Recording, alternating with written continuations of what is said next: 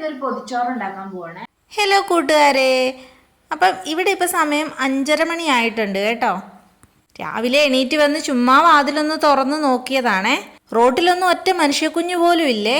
എന്നിട്ട് നേരെ ഡോറും അടച്ച് അടുക്കളയിലേക്ക് വന്ന് ജനൽ തുറന്നപ്പോഴും നല്ല ഇരുട്ട്. അപ്പോൾ ആദ്യം ബ്രേക്ക്ഫാസ്റ്റിൻ്റെ പരിപാടി നോക്കാമെന്ന് വിചാരിച്ച് ചപ്പാത്തി മാവ് കുഴച്ചൊന്ന് റെസ്റ്റ് ചെയ്യാനായിട്ട് മാറ്റി വെച്ചേ. ചപ്പാത്തിയുടെ കൂടെ കഴിക്കാനായിട്ട് ഒരു പരിപ്പ് കറിയും കൂടെയാണ് വെക്കുന്നത്. അതിനായിട്ട് പരിപ്പും തക്കാളിയും സവോളയും എല്ലാം കൂടി ഞാനൊരു കുക്കറിനകത്തേക്ക് വേവിക്കാൻ വെച്ചു.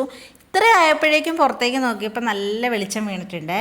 ഒരു 4 വിസിലടിച്ചപ്പോഴേക്കും പരിപ്പ് അങ്ങ് നല്ലപോലെ തന്നെ വെന്ത് വന്നിട്ടുണ്ടായിരുന്നു. എന്നാൽ പിന്നെ അതങ്ങ് താളിച്ച് വെച്ചിട്ട് നമുക്ക് പൊതിച്ചോറിൻ്റെ പരിപാടികളിലേക്ക് കടക്കാമെന്ന് വിചാരിച്ചു.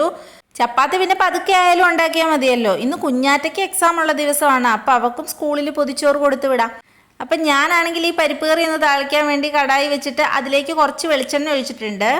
എന്നിട്ട് ആ എണ്ണ ചൂടായി വരുമ്പോഴേക്കും കടുകിട്ടങ്ങ് പൊട്ടിക്കണം. കടുക് പൊട്ടി വരുമ്പോഴേക്കും ഞാൻ അതിലേക്ക് വെളുത്തുള്ളി ചതച്ചതാണ് ചേർത്ത് കൊടുക്കുന്നത്. തൊലിയോട് കൂടി ചതയ്ക്കുമ്പോൾ അത് പരിപ്പ് കറിക്കൊക്കെ ഒരു പ്രത്യേക ടേസ്റ്റ് കിട്ടും. എന്നിട്ട് ഞാൻ അതിലേക്ക് വറ്റൽമുളകും സവോളയും കറിവേപ്പിലയും എല്ലാം കൂടി ചേർത്തൊന്ന് വഴറ്റിയെടുത്തിട്ടുണ്ട്. ഇനി നമുക്കതിലേക്ക് പൊടികൾ ചേർത്ത് കൊടുക്കണം.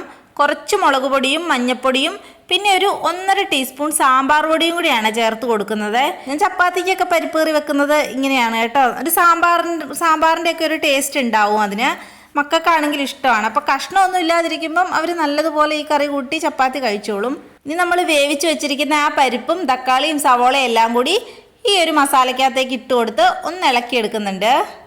എന്നിട്ട് ഞാൻ അതിലേക്ക് ഒരു ശകലം പുളിയും കൂടി പിഴിഞ്ഞ് ചേർക്കുന്നുണ്ട്. എന്നിട്ട് ഒന്നും കൂടി ഇളക്കി നല്ല പോലെ ഒന്ന് തിളപ്പിച്ചെടുത്താൽ നമ്മുടെ പരിപ്പ് കറി റെഡി. നല്ല ടേസ്റ്റ് ആയിരുന്നു കേട്ടോ ചപ്പാത്തിയുടെ കൂടെ. പരിപ്പ് കറി വെച്ച് കഴിഞ്ഞപ്പോഴേക്കും എന്നാൽ പിന്നെ ചോറ് വെച്ചേക്കാമെന്ന് വിചാരിച്ച് അരി കഴുകി അടുപ്പത്തേക്ക് ഇട്ടേ. റേഷനരി ആയതുകൊണ്ട് തന്നെ പെട്ടെന്ന് വെന്ത് കിട്ടിക്കോളും. പൊതിച്ചോറിൽ ഫ്രൈ ചെയ്ത് വെക്കാനായിട്ട് മീനൊന്നും ഇരിപ്പില്ലായിരുന്നു. അപ്പം ചിക്കൻ ഇരിപ്പുണ്ടായിരുന്നു. ഞാനത് നേരത്തെ എടുത്ത് പുറത്തെടുത്ത് വെച്ചിട്ടുണ്ടായിരുന്നേ. അപ്പം ഞാൻ കുറച്ച് മുളക് പൊടിയും മഞ്ഞൾപ്പൊടിയും ഉപ്പുനീരും കൂടി ചേർത്ത് നല്ല പോലെ തന്നെ ഒന്ന് മിക്സ് ചെയ്തെടുത്തു. ചിക്കൻ ഞാൻ നേരത്തെ ഫ്രിഡ്ജിൽ നിന്ന് എടുത്ത് വെച്ചിട്ടുണ്ടായിരുന്നേ. അത് ആ മസാലയിലേക്ക് ഇട്ട് ഒന്ന് പുരട്ടി വെച്ചു. അപ്പോഴാട്ടോ ഞാൻ ഓർത്തത് കുറച്ച് കോൺഫ്ലോറും കൂടി ചേർത്ത് കൊടുക്കാമെന്ന്. ഇത് ചേർത്തിട്ടുണ്ടെങ്കിൽ ചിക്കനൊക്കെ നല്ലൊരു ക്രിസ്പിനെസ് കിട്ടും. അങ്ങനെ ഒരു 2 ടീസ്പൂൺ അതും കൂടി ചേർത്ത് പുരട്ടിയെടുത്ത് കുറച്ച് നേരം റെസ്റ്റ് ചെയ്യാനായിട്ട് ഫ്രിഡ്ജിലേക്ക് അങ്ങ് മൂടി വെച്ചേ. ഇത് ഞാൻ രാവിലെ തന്നെ ഉണ്ടാക്കിയെടുത്ത ഒരു ഇൻസ്റ്റൻറ്റ് അച്ചാറാണ്. ഇതിൻ്റെ റെസിപ്പി വേണമെങ്കിൽ ഞാൻ കാർഡ്സിലിട്ടേക്കാൻ. താല്പര്യമുള്ളവർ ഒന്ന് കയറി നോക്കണേ. ഇനിയിപ്പോൾ തോരനും ചമ്മന്തിക്കും കൂടിയുള്ള തേങ്ങയും കൂടി അങ്ങ് തിരുമ്മി വെച്ചേക്കാമെന്ന് വിചാരിച്ചു. പൊതിച്ചോറിൽ പിന്നെ ചമ്മന്തി മസ്റ്റാണല്ലോ.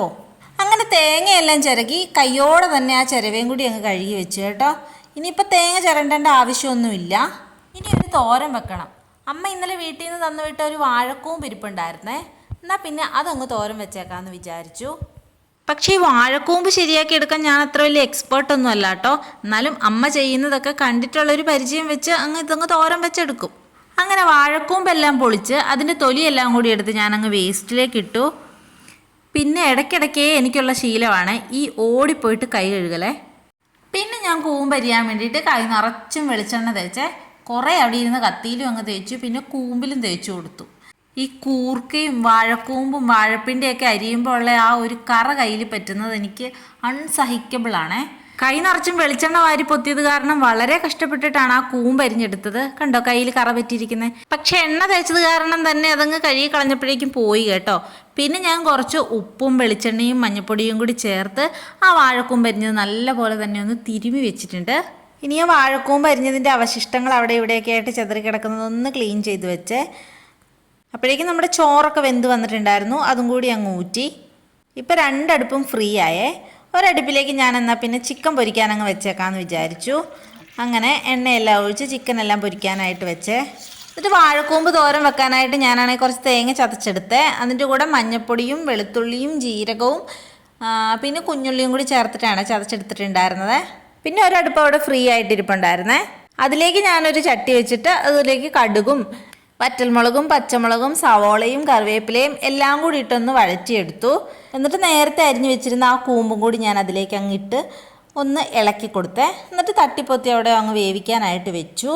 അതങ്ങ് വന്ന് വന്നപ്പോഴേക്കും ആ അരച്ച് വെച്ചിരിക്കുന്ന അരപ്പും കൂടി അതിലേക്ക് ചേർത്ത് നല്ലപോലെ ഇളക്കി ഒന്നും കൂടി ഒന്ന് വേവിച്ചെടുക്കാമെന്ന് വിചാരിച്ച്. അപ്പോൾ 2 അടുപ്പും ഫ്രീ അല്ല. അത് കാരണം കുറച്ച് നേരം ഒന്ന് ഇരുന്ന് വിശ്രമിക്കാമെന്ന് വിചാരിച്ച് അവിടെ വന്നങ്ങനെ ഇരുന്നേ. എന്നാൽ എന്തായാലും ചുമ്മാ ഇരിക്കുമല്ലേ, അപ്പോൾ പിന്നെ കുറച്ച് വെള്ളവും കൂടി കുടിച്ചേക്കാമെന്നങ്ങ് വിചാരിച്ചു. അങ്ങനെ നമ്മുടെ കൂമ്പ് തോരനും ചിക്കൻ ഫ്രൈ ഇവിടെ റെഡിയായി. അപ്പോഴേക്കും നമ്മുടെ കുഞ്ഞുമണി എണീറ്റ് നേരെ എൻ്റെ അടുത്തേക്ക് വെച്ച് പിടിപ്പിക്കുന്നുണ്ട്. ഇനി ഞാനൊന്നെടുത്ത് പുന്നാരിക്കണം. അതിന് വേണ്ടിയിട്ടുള്ള ഒരു സോപ്പിടലാണ് ഈ കാണുന്നത്. അങ്ങനെ അവളെ എടുത്തൊന്ന് പുന്നാരിച്ച് കുഞ്ഞാപ്പൻ്റെ കൂടെ കളിക്കാനായിട്ട് അങ്ങ് പറഞ്ഞു വിട്ടേ. ഇനി എപ്പോൾ തിരിച്ചു വരുമെന്നറിയില്ല. അവൾ പോയ സമയത്തിന് ബാക്കിയും കൂടി എല്ലാം പെട്ടെന്ന് ചെയ്യാമെന്ന് വിചാരിച്ച് ഞാനൊരു ബീൻസ് മെഴുക്ക് വരട്ടിയും കൂടി വെച്ചേ. ബീൻസ് ഇന്നലെ തന്നെ അരിഞ്ഞു വെച്ചിട്ടുണ്ടായിരുന്നു. ഇതിനിടയ്ക്ക് ഞാൻ വറ്റൽമുളകും പുളിയൊക്കെ വെച്ചൊരു ചമ്മന്തിയും കൂടി അരച്ചേ. ഇനി ഈ മുട്ടയും കൂടി ഒന്ന് പൊരിച്ചെടുത്താൽ മതി. ഈ മുട്ട ഇങ്ങനെ പൊട്ടാതെ തിരിച്ചിടുമ്പോൾ ഉള്ളൊരു സാറ്റിസ്ഫാക്ഷൻ ഉണ്ടല്ലോ, അത് പറഞ്ഞറിയിക്കാൻ പറ്റില്ല കേട്ടോ. ഞാനിന്ന് സക്സസ്ഫുള്ളി തിരിച്ചിട്ടിട്ടുണ്ട്. ഇനി നമുക്ക് വാഴയിലേക്ക് ഒന്ന് വാട്ടിയെടുക്കണം.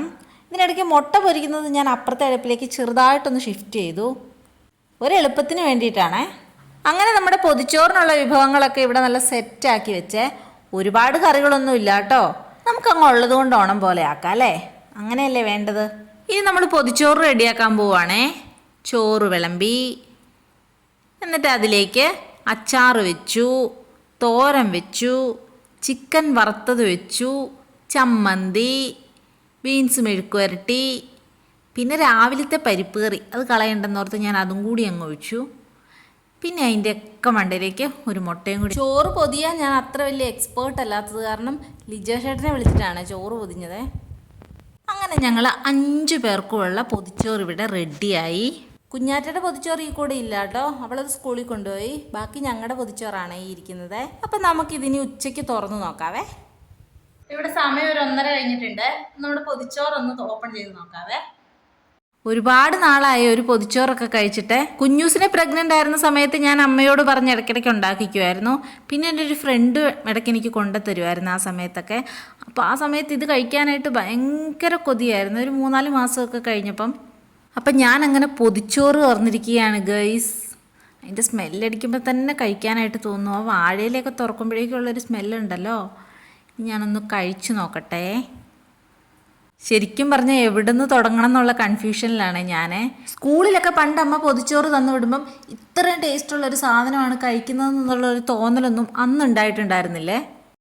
വീണ്ടും നല്ലൊരു വീഡിയോ ആയിട്ട് കാണുന്നത് വരെ ടാറ്റാ.